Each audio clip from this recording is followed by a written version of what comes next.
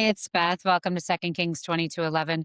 When the king heard the words of the book of the law, he tore his clothes, reading the Bible in a year with Apocrypha.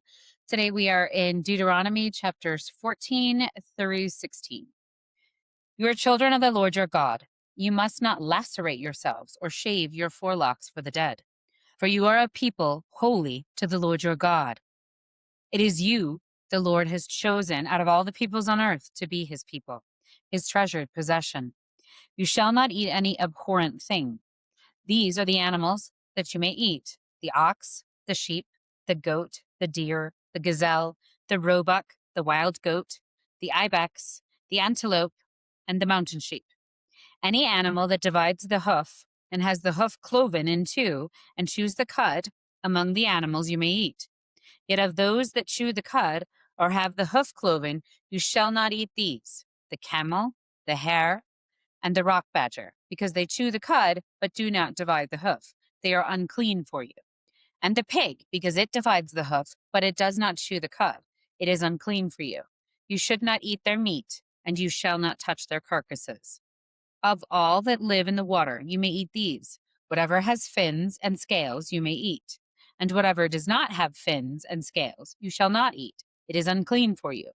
You may eat any clean birds, but these are the ones that you shall not eat: the eagle, the vulture, the osprey, the buzzard, the kite of any kind, every raven of any kind, the ostrich, the nighthawk, the seagull, the hawk of any kind, the little owl and the great owl, the water hen and the desert owl, the carrion vulture and the cormorant, the stork, the heron of any kind, the hoopoe, and the bat. And all winged insects are unclean for you. They shall not be eaten. You may eat any clean winged creature. You shall not eat anything that dies of itself. You may give it to aliens residing in your towns for them to eat, or you may sell it for a foreigner. For you are a people holy to the Lord your God. You shall not boil a kid in its mother's milk. Set apart a tithe of all the yield of your seed that is brought in yearly from the field, in the presence of the Lord your God, in the place that he will choose as dwelling for his name. You shall eat the tithe of your grain, your wine, and your oil, as well as the firstlings of your herd and flock, so that you may learn to fear the Lord your God always. But if, when the Lord your God has blessed you, the distance is so great that you are unable to transport it, because the place where the Lord your God will choose to set his name is too far away from you, then you may turn it into money. With the money secure in hand, go to the place where the Lord your God will choose. Spend the money for whatever you wish: oxen, sheep, wine, strong drink, or whatever you desire, and you shall eat it there in the presence of the Lord your God, you and your household, rejoicing together. As for the Levites, resident in your towns, do not neglect them, because they have no allotment or inheritance with you. Every third year you shall bring out the full tithe of your produce for that year and store it within your towns. The Levites, because they have no allotment or inheritance with you, as well as the resident aliens, the orphans, and the widows in your towns, may come and eat their fill, so that the Lord God may bless you in all the work that you undertake. Every seventh year you shall grant a remission of debts. And this is the manner of the remission: every creditor shall remit the claim that is held against a neighbor, not exacting it from a neighbor who is a member of the community, because the Lord's remission has been proclaimed. From a foreigner you may exact it, but you must remit your claim on whatever any member of your community owes you.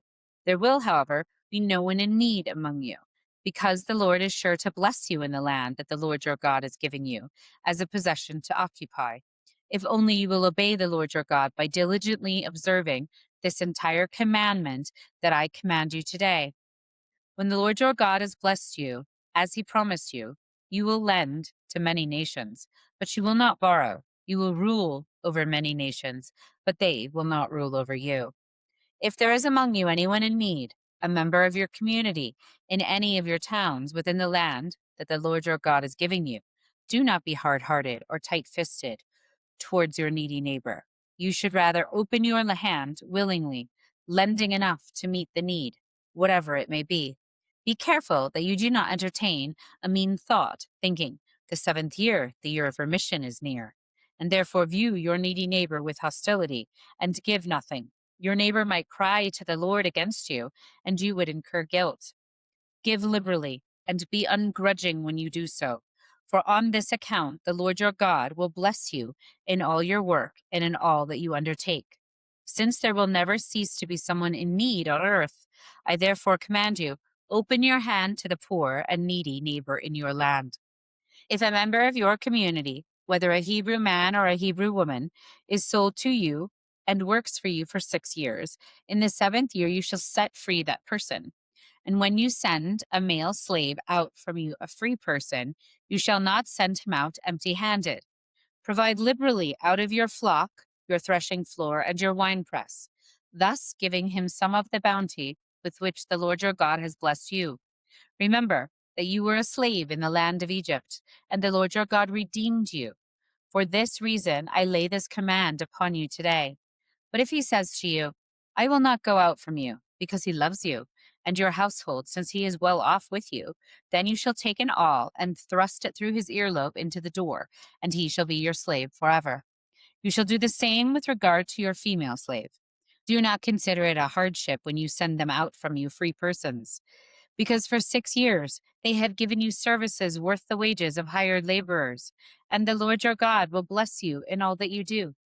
Every firstling male born of your herd and flock you shall consecrate to the Lord your God. You shall do no work with your firstling ox, nor shear the firstling of your flock. You shall eat it together with your household in the presence of the Lord your God, year by year, at the place that the Lord will choose.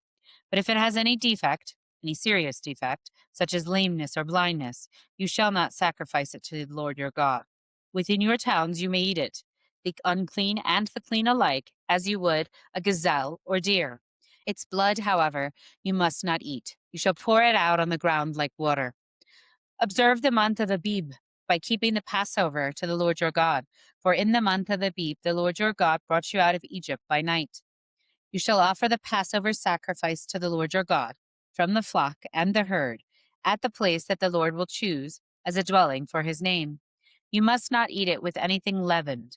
For 7 days you shall eat unleavened bread with it, the bread of affliction, because you came out of the land of Egypt in great haste, so that all the days of your life you remember that the day of your departure from the land of Egypt.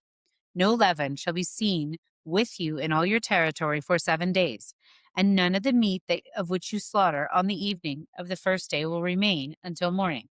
You are not permitted to offer the Passover sacrifice within any of your towns that the Lord your God is giving you, but at the place that the Lord your God will choose as a dwelling for his name. Only there shall you offer the Passover sacrifice, in the evening at sunset, the time of day when you departed from Egypt. You shall cook it and eat it in the place that the Lord your God will choose. The next morning you may go back to your tents. For 6 days you shall continue to eat unleavened bread, and on the 7th day there shall be a solemn assembly for the Lord your God, when you shall do no work. You shall count 7 weeks. Begin to count the 7 weeks from the time the sickle is first put to the standing grain. Then you shall keep the festival of weeks to the Lord your God, contributing a freewill offering in portion to the blessing that you have received from the Lord your God. Rejoice before the Lord your God, you and your sons and your daughters, your male and female slaves, the Levites resident in your towns, as well as the strangers, the orphans, and the widows who are among you, at the place that the Lord your God will choose as a dwelling for his name. Remember that you were a slave in Egypt, and diligently observe these statutes. You shall keep the festival of booths for 7 days when you have gathered in the produce from your threshing floor and your winepress. Rejoice during your festival, you and your sons and your daughters, your male and female slaves, as well as the Levites, the strangers, the orphans, and the widows resident in your towns. For 7 days you shall keep the festival to the Lord your God at the place that the Lord will choose. For the Lord your God will bless you in all your produce and in all your undertakings, and you shall surely celebrate. 3 times a year all your males shall appear before the Lord your God at the place he will choose, at the festival of unleavened bread, at the festival of weeks, and at the festival of booths. They shall not appear before the Lord empty-handed. All shall give as they are able, according to the blessing of the Lord your God that he has given you. You shall appoint judges and officials throughout your tribes, in all your towns, that the Lord your God is giving you, and they shall render just decisions for the people. You must not distort justice. You must not show partiality, and you must not accept bribes, for a bribe blinds the eye of the wise and subverts the cause of those who are in the right. Justice and only justice you shall pursue, so that you may live and occupy the land that the Lord your God is giving you. You shall not plant any tree as a sacred pole beside the altar that you make for the Lord your God, nor shall you set up a stone pillar, things that the Lord your God hates. Mark chapter 7, verses 1 to 23.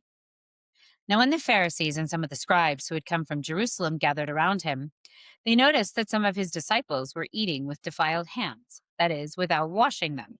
For the Pharisees and all the Jews do not eat unless they thoroughly wash their hands, thus observing the tradition of the elders. And they do not eat anything from the market unless they wash it. And there are also many other traditions that they observe, the washing of cups, pots, and bronze kettles. So the Pharisees and scribes said to him, "Why do your disciples not live according to the tradition of the elders, but eat with defiled hands?" He said to them, "Isaiah prophesied rightly about you hypocrites. As it is written, 'This people honors me with their lips, but their hearts are far from me. In vain do they worship me, teaching human precepts as doctrines.' You abandon the commandment of God and hold to human tradition." Then he said to them, "You have a fine way of rejecting the commandment of God in order to keep your tradition.